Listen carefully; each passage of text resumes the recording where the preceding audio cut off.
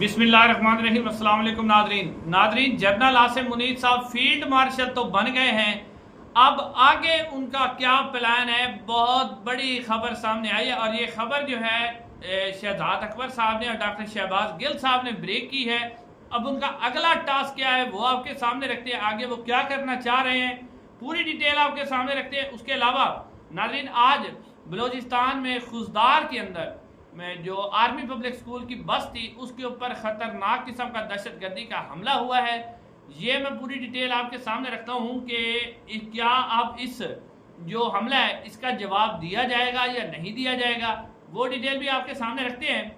लेकिन आज सबसे पहले आप ये खबर देखें कि चेयरमैन पीटीए जो है उन्होंने सेनेटर एमल वली खान, जी हाँ नाज़रीन, ये वही एमल वली खान है जो दिन रात इमरान खान की बुराइयां करते हैं और बड़े साहब को खुश करने की कोशिश करते हैं, यानी ये भी पॉलिश मारने में कुछ कम नहीं है। अब उन्होंने जनाब जो चेयरमैन पीटीए हैं, आपको पता है कि मेजर जनरल हैं, उन्होंने इनके ऊपर चर्स पीने का इल्ज़ाम लगाया और चर्स का सिगरेट मांग लिया। अगर आप चर्स और शराब पीते हैं तो ऐसी बातें क्या करें, ये कहते हैं जो चेयरमैन पीटीए हैं। एमल वली खान गुस्से में आ गए और चेयरमैन पीटीए जो है वो उनसे माफिया मांगते रहे। नाज़रीन, एक रिटायर फौजी अफसर अब एमल वली खान को उसने चर्सी कह दिया, जो कि आजकल यानी एमल वली खान तो फौज की बड़ी तारीफ करते हैं और हमेशा इमरान खान के खिलाफ जहर उगलते रहते हैं। और एमल वली खान इस वक्त गलत फहमी का शिकार है कि मेरी बड़ी इज्जत है, लेकिन उनको पता नहीं है कि ये जो फौजी होते हैं ये किसी भी शख्स को टिश्यू पेपर की तरह इस्तेमाल करते हैं। और एमल वली खान के साथ यही हुआ है कि उनको उन्होंने चर्सी करार दिया है। जी हाँ नादरीन, ये है हैसियत एक सिविलियन की।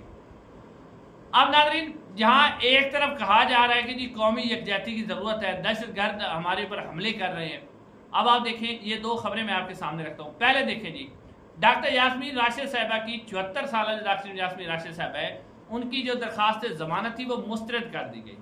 ये आपको खबरें दे रहे थे, ट्रक की बत्ती लगा रहे थे जी इमरान खान की रिहाई हो रही है, पीटीआई के साथ दिलचस्पी हो रही है।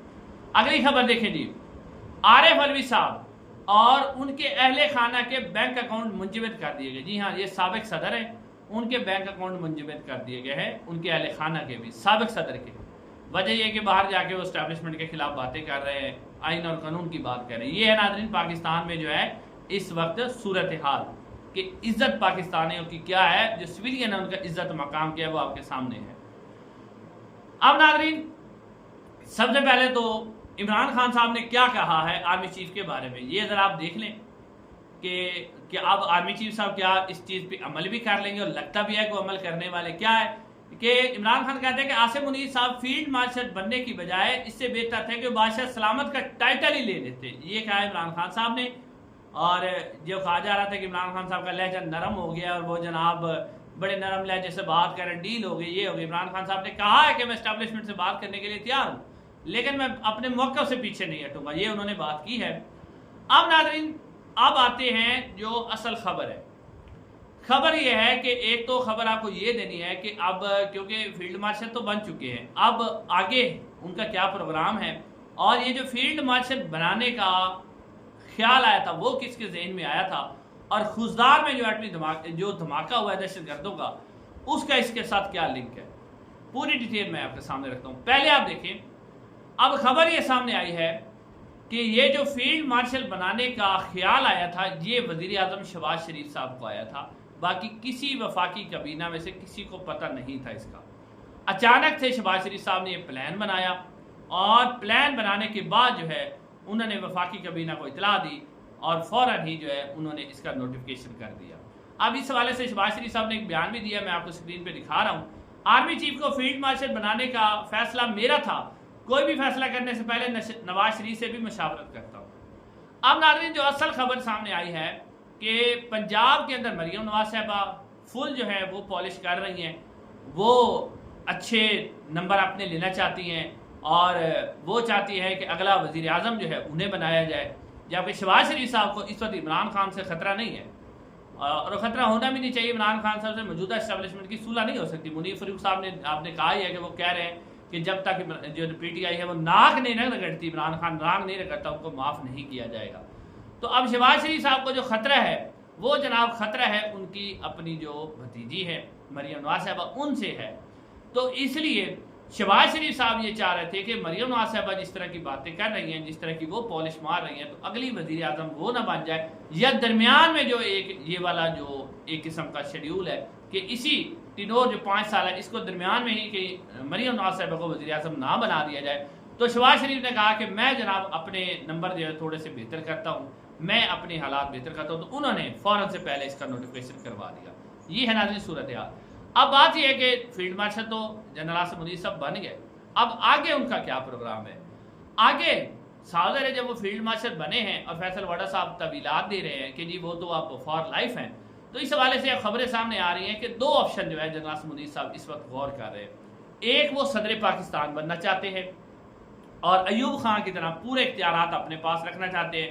वज़ीर आज़म उन्होंने अदली रखा हुआ है, शहबाज शरीफ या किसी को भी रख लेंगे तो इस तरह निज़ाम को चलाएंगे।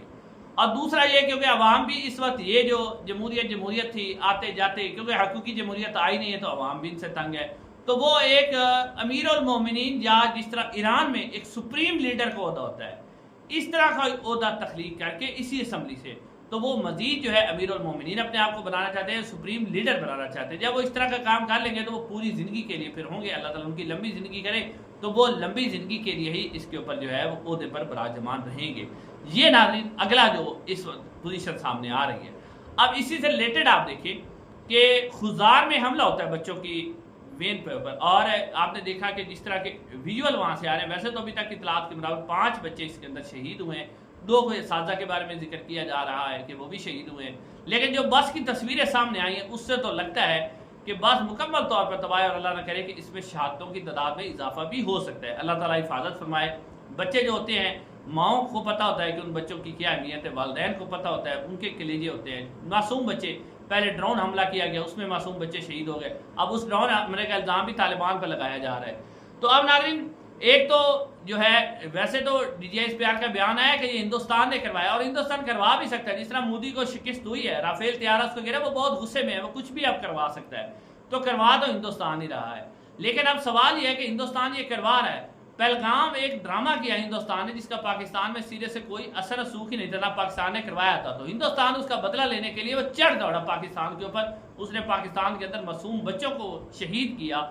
लेकिन अब सवाल यह है कि क्या हिंदुस्तान के मुकम्मल एक चार्जशीट तैयार की जाएगी, धड़ाधड़ इसके ऊपर मीडिया को प्रोग्राम करने दिए जाएंगे, जिस तरह जाफर एक्सप्रेस का हमला हुआ था तो उसके अंदर तो हमारे जो एस्टेब्लिशमेंट थी उसने मीडिया को कहा ही नहीं था कि आपने इंडिया का नाम लेना है, क्या इंडिया का नाम लिया जाएगा?